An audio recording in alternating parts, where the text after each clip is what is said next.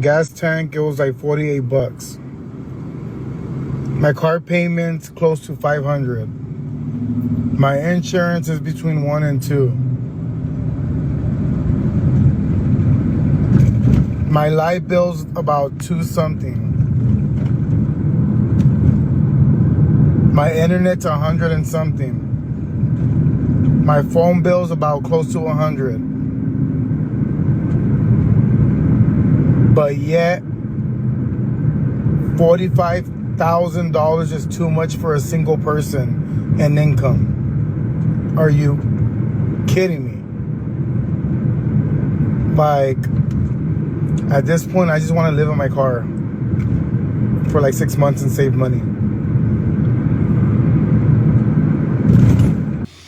Yeah, so I'll circle around to this, okay? I'm building a story here, but you know, I personally, what he's talking about is getting some kind of help, financial help, meaning that maybe some kind of food share, stuff like that. And the money that he's talking about in his bills, I'm sure not even close to his total amount of bills, but I've had enough. I've had enough with this government already. And I'm not just talking about Trump. I'm not talking about the Republicans. I'm talking about the whole enchilada. I've had enough already. Democrats get in. They F up the country completely. Republicans get in. They F up the whole world. We are not friends with anybody anymore. Nobody likes America, period, exclamation mark, nobody. None. Tell me, how could they? If you believe that our allies are our backslapping buddies, you're an idiot. With all this going on, we're literally bringing down the world to its knees. We have. Never any money for America anymore. Never any money for the public. But boy, we have tons of money we can send off in every stupid bill that they can hide in the back of the fine print of a legal bill that they pass. We've got all kinds of money for stupid war crap.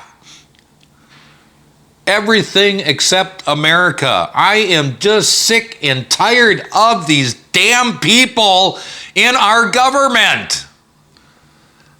Let me build on this here. American service member lives, it is also costing American taxpayers dearly. Tens of billions of dollars and counting, and that's money that could be helping people perhaps get health care. But instead, we're paying for bombs dropped in a war that American people overwhelmingly oppose. Now, earlier this morning, I know that your team testified Trump's war with Iran cost $29 billion so far. That is $29 billion blown on a war of choice, and that's what it would have cost, actually, to save the ACA tax credits. But as my colleagues have already stated, what is concerning as well is it seems quite clear that that cost estimate is suspiciously low. Oh, you bet that's low. I would say easily by half. Low by, take whatever BS that he just claimed to that supposed, oversight committee. I'm going to say multiply that times 3. Easily multiply that times 3. And she just spoke the facts. I'm not here to support Democrats. I'm not here to support Republicans. I am done. I'm sick and tired of both sides completely. What they just stated is the fact that for that money, that could have gone to health care for people in the United States. For a war that we don't want to be in. For a war that we had no reason to start. If Iran wants nuclear weapons, by God, let them have nuclear weapons. If they decide to do something stupid with them, well, then that's your excuse to go in there with your mighty military might and completely flatten them out. Wipe the country out. How much of a superpower are we if we're worried about a little country with a nuclear weapon? We can't be that much of a superpower. Do I not remind you that we have Russia and China, whether they like us or not? They don't want to see Iran using a nuclear weapon either. In the end, America, China, Russia could simply go in there and crush that regime without even one bullet. Right now, Iran has won this war. They don't need to fire one shot. They have won this war by economically crushing the world. Let's keep going. So there's a recent chart that just came out that really captures where we're at, and I want to show you guys what's going on. Right now, do you think the economic conditions in the country as a whole are, you got two choices, getting worse or getting better? You can write in the comments which one you think it is. 76% of the people are saying getting worse. Basically, a vast majority see the economy is getting worse. This right here, I think, tells you the story of what's going on. And essentially, Trump and Iran, they just can't seem to come to any sort of agreement. Long story short, I mean, Trump could just bring our troops home and end this thing right now. I'm in agreement. We shouldn't have done this to begin with, but you know, arrogance is what's going to keep us there. You can't tell me that people in our government already know that we're effed. Iran is, you know, that bulldog on a chain, and it's at the edge of the sand of their ocean, their Gulf. And it's just like, "Grrr, I'm not going to let you in." But let's move on here. So here's my assessment. Every day the strait remains effectively closed. Iran is winning. And we're running out of time, and we can get into that in a minute. But last week we saw 17.8 million barrels of U.S. crude inventories get drawn down, largest on record. And that's going to continue for the foreseeable future until something changes.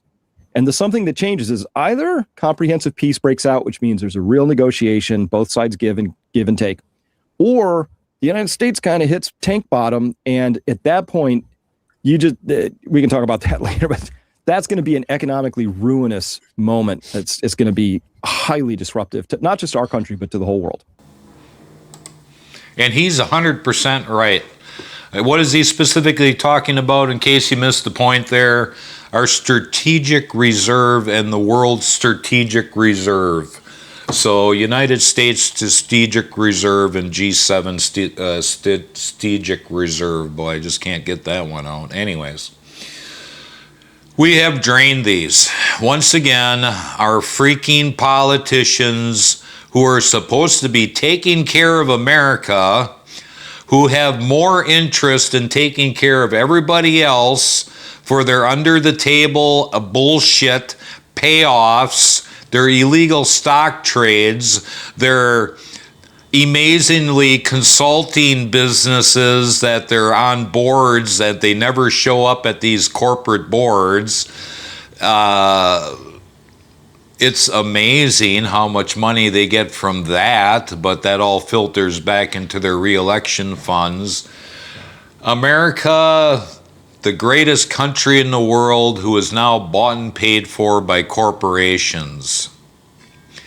I tell you what, George Washington would be up at the White House with guns in hand and his militia behind him, hauling these motherfuckers out of there.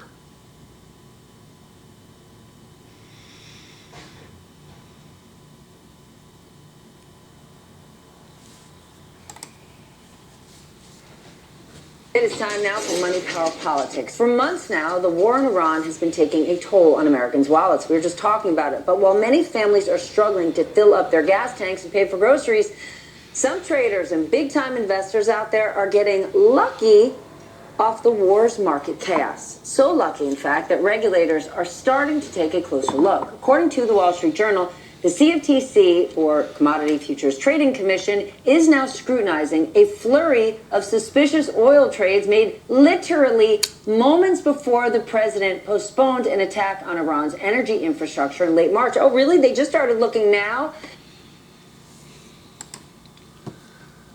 Amazing how this works. They're all bought and paid for. Oh, we're building on this one, baby. There are no coincidences. You don't get a trade that close to an event that somebody doesn't know about. I've been doing this almost as long as you've been alive.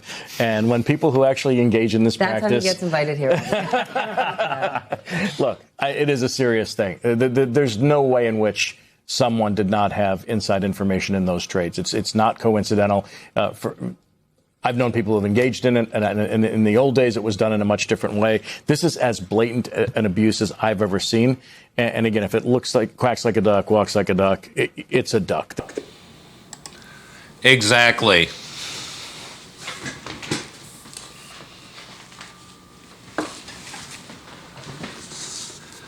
This is something I've been pointing out for years. Before, there was some pride in hiding the corruption.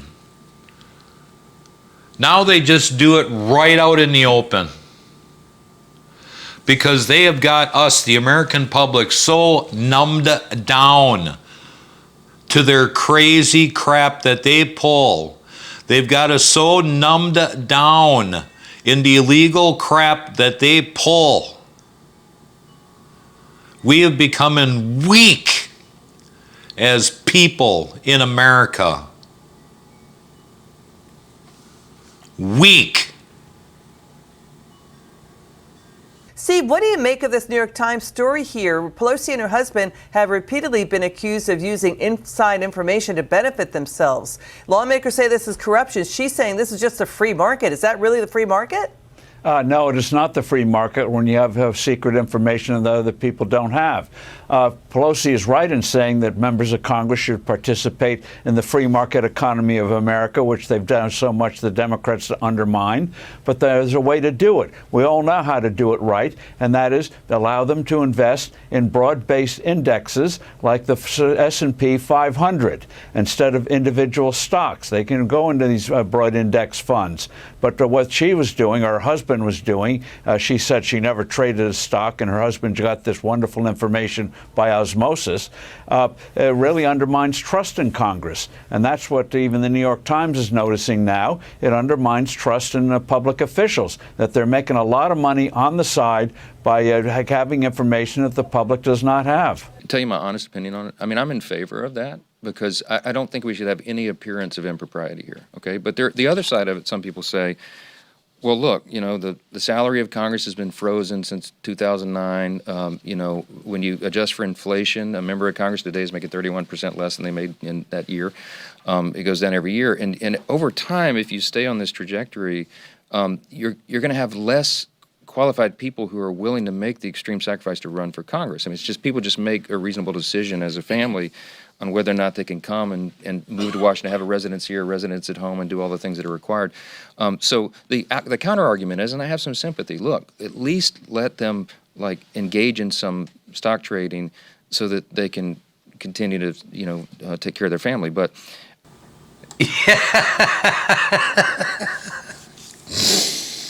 So that first video was from years back when Nancy Pelosi was under fire. And of course, nothing's been done. And now this one right here with Mike Johnson, this was just recently. And nothing will be done about it, okay? You can't ask the mob to stop with stealing. They're not gonna do it. That's how they make their money. The mob makes their money by stealing it from somebody else who has the money. You can't ask the mob to knock it off and stop it. especially when the mob is making our laws.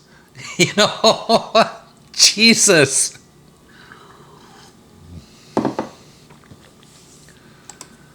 Oh. As Americans confront rising costs over the war in Iran, Donald Trump is concocting a convenient but inaccurate narrative about life before the war, defending what he's called his excursion into Iran. He's claiming a pre-war reality that did not exist. We actually had, just before the war, before the energy forced other things up, but up or down, we had the best numbers. We had inflation was at 1.6% for the last 3 months just prior to the war. And now you're going to see numbers like that again. As soon as this war is over, gas is going to, I had gasoline down to $1.85 in Iowa. I was down to, in many cases, less than $2 a barrel, a gallon. We inherited high prices and we got the prices down, and we got them down to numbers that in some cases people have not seen before. The fact is this: at under no point since the president took office this term has inflation ever fallen below the 2% watermark. Meantime, gas prices were $2.98 nation the day before the war started, with the nation's cheapest prices in Oklahoma, not Iowa, that day at $2.47 a gallon.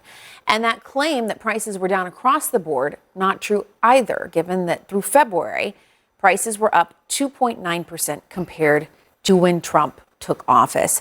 Sochi, those are just the hard and fast numbers of what we know. Fox News polling his job performance on inflation among registered voters, 76% disapproval rating, 24% approval rating. Yeah, that's atrocious. He's telling you he's terrified of consumer prices, and he should be. That's voters' primary concern. It was their primary concern under Biden. It's their primary concern now. It's why they voted for Donald Trump, to deliver that sort of thing. He's not going to give up on his tariffs. He really should. He's not going to give up on this war, and he shouldn't.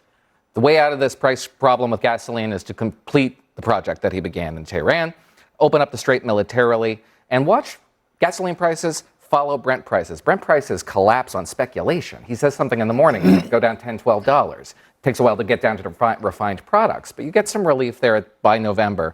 And you also have a condition in which Americans see this regime, which is universally loathed in this country. It's backbroken, militarily, isolated, unable to draw revenues, and retreating into itself in a way that looks a lot to the average viewer like victory. That's the sort of thing that could mitigate the conditions that currently prevail. Yes, I've got so much I could say, but do you remember after 2020, and a lot of you, because everybody's got a fucking 37-second, attention span, but after 2020 and the inflation rate took off through the roof, at one point in time, I remember seeing on legacy news that these supposed representatives were coming out and saying, well, inflation is so high here, it's because we had to give the American people so much money during, the COVID shutdown. They actually blamed the problem of their spending on us. Their silly $1 trillion of spending, because they had to give just this tiny little portion, this itty bitty little bit of money away to the American public. Oh no, they're the ones who completely trashed our economy. The frickin' balls of these people. I've been in business a long time. I remember pre-2020, I could load up my card of $1,000 a week. I would be able to cover all my business expenses. I'd be able to go to the store and get groceries on Thursday. I'd be able to pay all my bills without even looking at my bank account. Let me repeat that in case you didn't understand that. I was doing so well that I could just pay my bills without ever looking at my banking account, because I knew there was more than enough money there to cover the bills. Always. Never had an issue, never had a problem. And I'm not a rich man, but I did make enough where I was at that point I never had to look. Every week now, every week I physically need to look at my bank account and go, okay, how much do I have? What bills are incoming? Will I be able to pay my bills?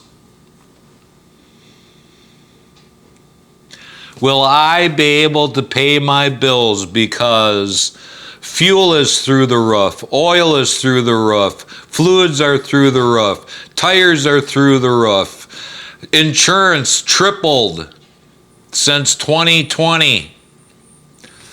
My business insurance has tripled since 2020. And I'm not in the type of business where there was that much that they had to put out there in order to cover claims. It was nothing more than corporate greed. My property taxes in the last few years have gone up $400 plus every year.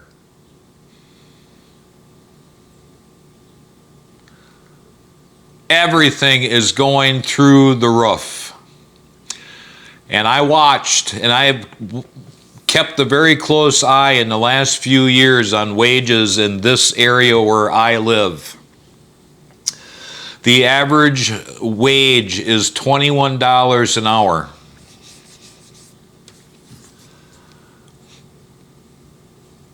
That's the new minimum wage. $21 is the new minimum wage. It's just enough so you can hang on to the edge of the roof without falling off.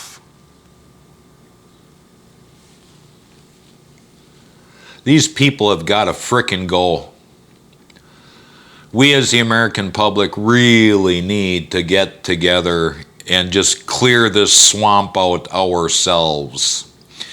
Mike Johnson, well, you know, you wouldn't be able to get people in here that are qualified. Qualified what? To be part of the mob? Ah!